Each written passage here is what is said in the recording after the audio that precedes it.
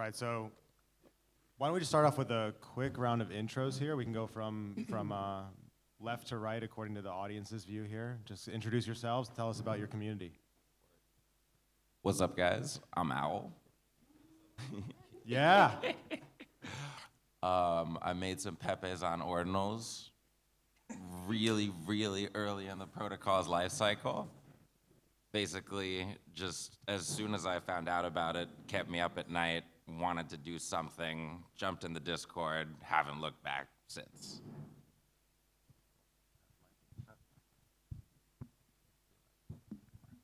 I am Zero.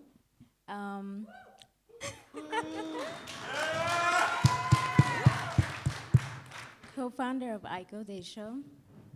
So one of our main priorities was we wanted to put quality art on Bitcoin since it was so early, and we thought this was a great opportunity on Ordinals. So we became the first Ordinals anime art collection for PFPs. Round of applause. Thank you, guys. What's going on, guys? I'm ZK Shark. I'm the founder of OMB. How OMB started was I was, spun up my node, was really excited about Ordinals technology, and I was a pretty large collector of art. And I was just annoying all the artists I collected from to send me stuff to inscribe. And then I figured there should be some one-on-one art, some different art on Ordinals, and that's what, I'll give a shout out to Tony Taforo and Nellish, the Sad Hunter, for helping me out, but that's kind of the quick genesis story.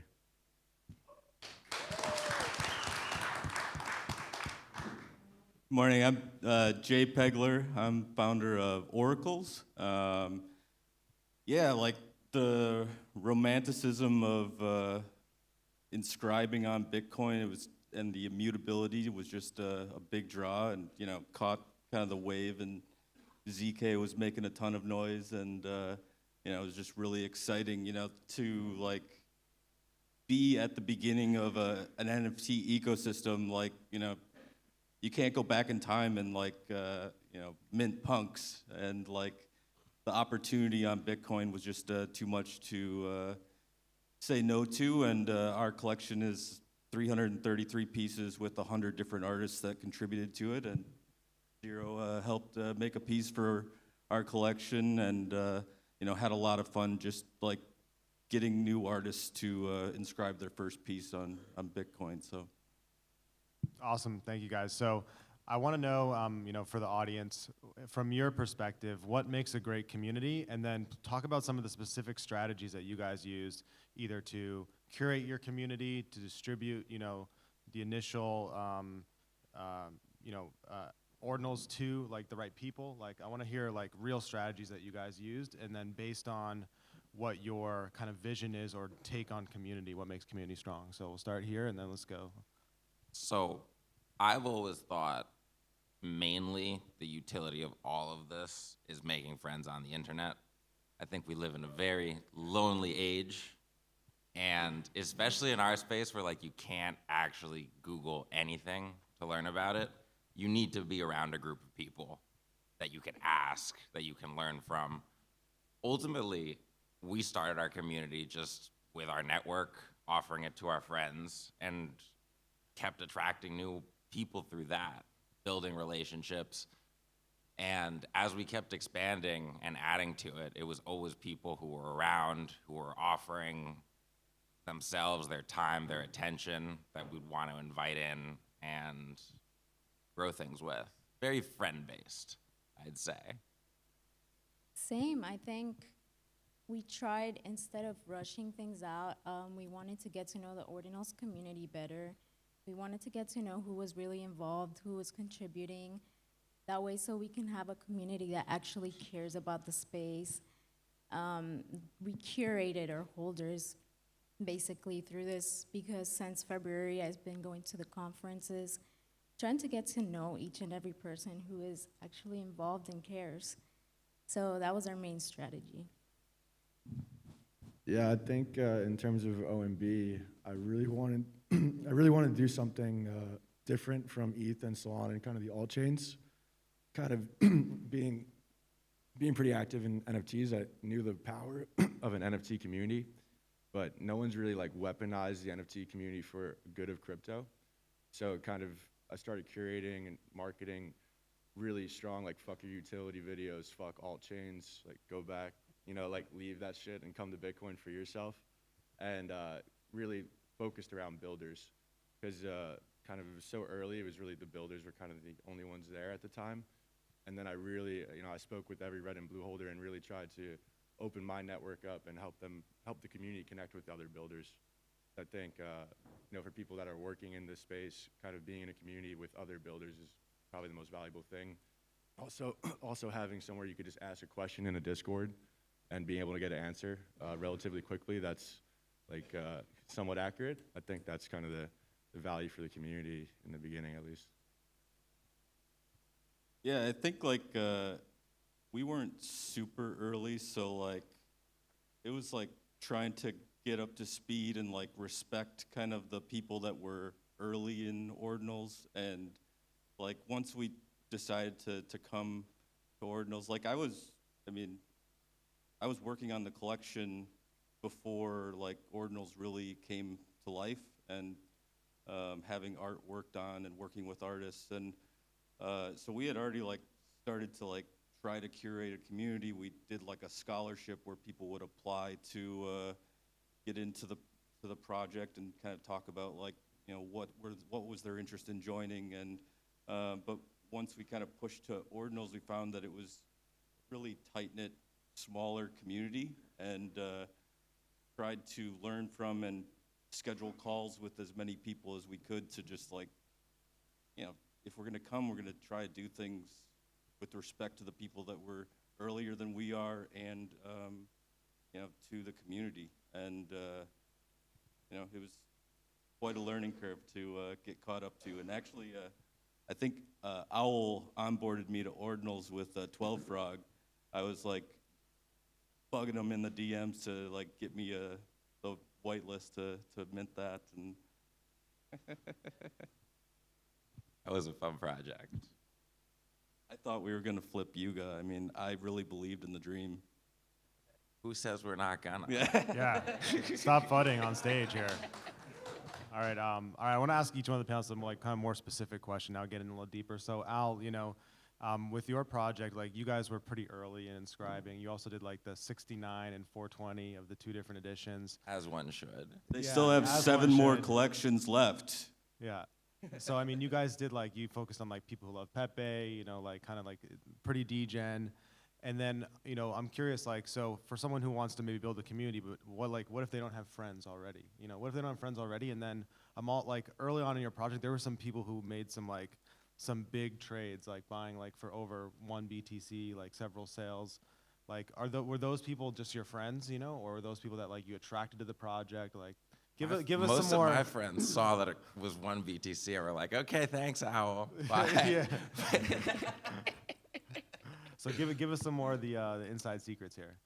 I mean, I think just starting it out of the blue, starting a project, a community out of the blue makes no sense. Like, you need to join another community and start to build a network in the space through other resources. Ultimately, I had like a group of very close friends and like an unpaid Discord. Just I would hang out in and talk the market, trading, NFTs, everything. And as we got into this, we just shared it with them, opened it up, and that was the start. Like, as the rest of the world started to figure out Ordinals, more and more people were just like looking for projects, looking for a community to join. So I think to start a project and start a community, you need to find something you're trying to do that other people would be interested in, right? Like, ultimately, it's leveraging the relationships you already have, plus, I would say, being at the forefront, something that will bring in new people. And have you talked to the people who like, you know, paid over 1 BTC? Like, did they give you like reasons why they like, you know? I just really like the Pepes, man. Awesome. Yeah, definitely. That's a great sign, right? All right. So Zero, for you. Yeah, it's awesome. All the Pepe love. Yeah, zero for you with your project. You gave out like honoraries to a lot of people. Like you kind of chose people that you thought you wanted to have in your community. What was the process for that? How did you think about it? What criteria? Like, how did you think about the criteria? And also, how did that work out? So we had an OG, kind of a tiered reveal of who was gonna be a holder. Most of those holders were people that I met before, trying to get to know the Ordinals community. And there were people that gave me advice or that just had a really huge contribution in the space. And I think the Ordinals community has been since it's tight-knit, it's been very collaborative. Like Owl and Z, like helped me immensely. And there were so many people that I would just ask for advice and they would help me. And I think those were the kind of people that actually got to be in my community. That's brilliant. I love that. So ZK, so early on in OMB days, you were, I know like you're a big fan of the movie Fight Club from back in the day. Like you have like the Tyler Durden on your header used to, and then with OMB you were giving out this like Morse code, and you'd go into the Discord. There was no like titles for any of the channels, and then you would make these long tweet threads about like get a hoodie, get a bag, get like a mask, like get a laptop, wipe the laptop, like put it in the ceiling above the bathroom. Like tell us about some of the inspiration that like led to all this and kind of like how it fits into your vision. Yeah, I mean, to be honest, I wanted to make it as difficult as possible. I wanted people that really wanted it to spend time. I think I made everyone watch Fight Club at like 3 a.m. and then after that was the raffle. For context, but on a serious note, with the Red Eye Mint, like I really thought like if Satoshi, or how would Satoshi do an Ordinals Mint? And the way I did the Red Eyes Mint was 50% was just a raffle. Anyone in Discord could join the raffle. That's why like I made it insanely complicated to kind of get in the Discord, because I thought it was a good deal. Click a button and you're in for the raffle. And then the other 50% was just listed on Magic Eden, I think all at 0.1.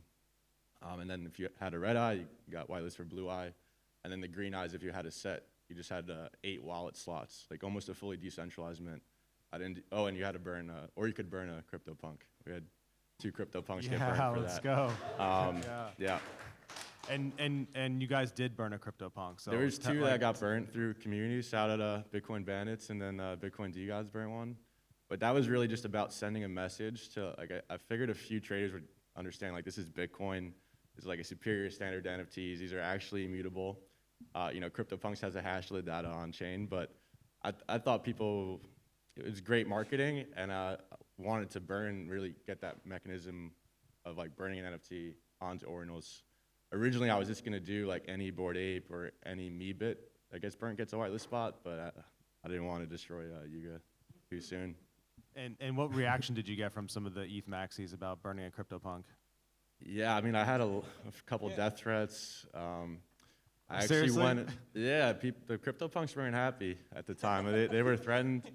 I actually had an alt account in their Discord, and I was like, hey, you guys see this? Shouldn't admit that.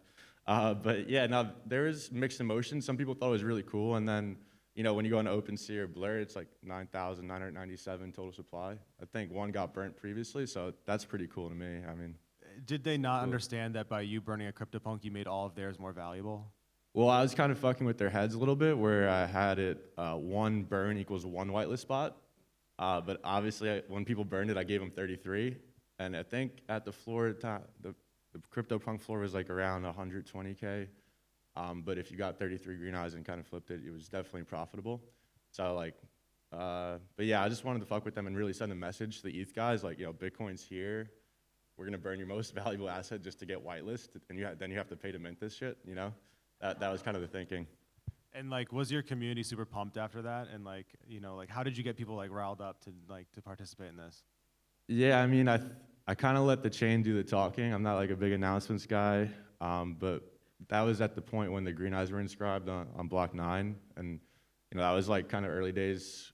I'll give a shout out to Nullish. I think he spent over $500 million sad hunting over 2 months before we got them.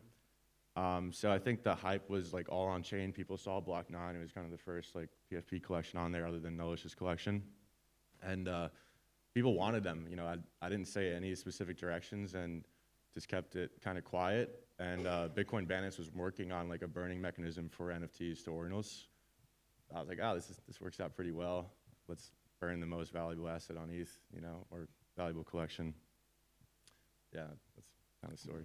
Cool stuff. Let's go. All right, Jpeggler. So I'm curious, you know, any like similar stories like to share with us? I also know that you guys are, and I don't know how much you can talk about this, but you're like working on some tooling and some software, right? As well as like, do you plan to fit that into your community and kind of like what's your vision going forward? I mean, we're committed to building on Ordinals, and you know, I think that there is a huge opportunity just in kind of building a L1 DeFi ecosystem and NFTFi ecosystem, and so we started to put together a team and raise some funds and building a lending protocol for Ordinals and probably some token stuff, and have a demo out right now and hope to get out to mainnet shortly. And yeah, I'm gonna, you know, if Gary Gensler is in the audience, we're not doing rev share. But yeah, I think I'm gonna connect it to the community. I think there's a real power in, you know, giving value to holders and, you know, creating or having really big cheerleaders in your community for what you're building. And I think there's a power in harnessing that. And so, you know, the long-term goal is build lending protocol, Ordinals blows up, and we have, you know, community does well, we do well, have fun. Yeah. Awesome. I love to hear it. And so I want to hear from each of you. You know, I think we have a really strong thing going here on Bitcoin Ordinals. I don't know what you guys think. You guys think we have a strong thing going here on Bitcoin Ordinals?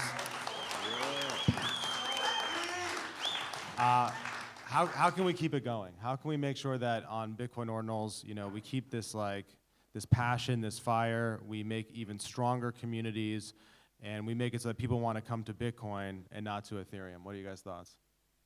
Good question. I think first and foremost is don't go anywhere. We've all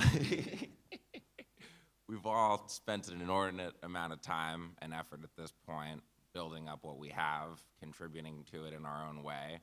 The core group that's here right now, honestly, has only grown stronger over that time. I think as long as we're all trying new shit, and can I curse? Oh. Yeah. As long as we're all adults here. For it. As long as we're all trying new shit and like experimenting with the protocol and pushing what's possible on it, and ultimately like inscribing. Like that's the coolest thing about this, right? Like putting data, arbitrary data, whatever we want on Bitcoin. Then this can't be stopped, like he likes to say. OMB can't be stopped. Awesome. Zero, what about you? I think collaboration between founders and community. I think as well as not stopping innovation, just like Al said, just keep trying new things, keep trying to make new tools even if they fail, and hear what the community wants, but also try to work on what's best for the protocol and its progress. Absolutely. Yeah, I actually don't think we have to do too much other than just being patient. I think that it's Bitcoin. There's 100 million plus more active wallets compared to the altcoins. There's more use, and if you think about ETH, everyone that owns Ethereum, they know about Bored Apes. On Solana, they know about the top collections. On Bitcoin, a very small percentage of the wallets actually know about Ordinals collections. But I do think with the SEC and regulation, it's going to get tougher and tougher to launch kind of new collections on ETH and Sol, and it's a superior standard on Ordinals. So if we're all patient, I think everything will take care of itself. Kind of the market will be attracted to Ordinals for the obvious reasons. But yeah, I think being patient and then also just getting the name out, institutional integrations, partnerships, and also custody solutions. I think there has to be kind of a better hardware solution, better hardware wallet, kind of more integrations so people feel comfortable holding expensive assets. Yeah, that's my take. Yeah, so and ZK, do you want to plug the OMB bounties real quick? Tell us about how you're using that to also like. Sure. Well, shout out to Isabel. She's here somewhere, but she manages the OMB bounty program. And essentially what that is a way for community members and also technical developers, if they're contributing to open source or building open source protocols on top of Ordinals, there's technical bounties every month, and then there's also education bounties for the community members to teach people about Bitcoin or Ordinals. And yeah, we've already completed, I think, 6 different language merges into Ord. We've done a tax reporting tool, trustless swaps tool, and it's all open sourced on OMB GitHub. So the idea is to hopefully build a foundation for open source developers to build on top of for Ordinals. And the bounties range from 0.05 all the way up to half a Bitcoin. But yeah, thanks for the show. Awesome. Yeah, where can people check that out, by the way? The OMB Discord? OMB Discord or GitHub/Ordinal MaxiBiz. Awesome, let's go.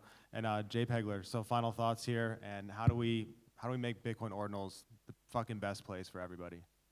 Yeah, I mean, I think that we've seen tremendous progress in user experience just over the time that Ordinals have been out. You know, crazy to think that you need a node and Sparrow to like be early, and then just to have wallets recognize the Ordinals, and then I think like Magic Eden's done a great job in like adding features and improving the user experience, and I think it's pretty much inevitable. Bitcoin market cap is 3 times Ethereum. It's half of all of the capital in crypto, and the market cap of Ordinals is tiny compared to other, like the ETH market cap compared to the market cap of Ethereum. Like, I think like NFTs wide is in pretty like bearish period right now, but I think eventually it's inevitable that Ordinals grow and hopefully blow up. So Awesome. All right, thank you guys so much for a great panel this morning, and let's have a great day, everybody.